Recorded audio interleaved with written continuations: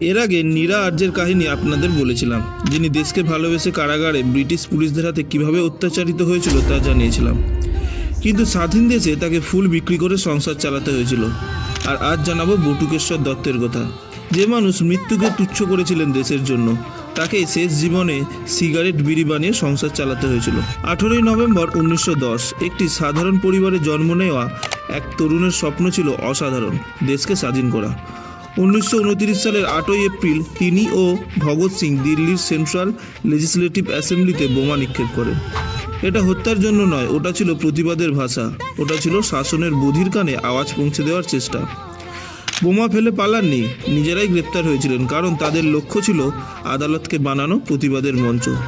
এটাই ছিল তার দেশের প্রতি ভালোবাসা, নিজের জীবন, নিজের ভবিষ্যৎ সব বিসর্জন দিয়ে স্বাধীনতার স্বপ্ন দেখা। এরপরে আন্দামানের সেলুলার জেল, অমানবিক নির্যাতন, বছরের পর বছর কারাবাস। তার শরীর ভেঙে গিয়েছিল, কিন্তু দেশের প্রতি ভালোবাসা ভাঙেনি। এরপর 1947 সাল, দেশ তো স্বাধীন হলো, দেশে সরকার তৈরি হলো, কিন্তু নিঃসঙ্গতার অন্ধকারে হারিয়ে গেল অনেক বিপ্লবী, যাদের মধ্যে মহান বিপ্লবী বটুকেশ্বর দত্ত একজন।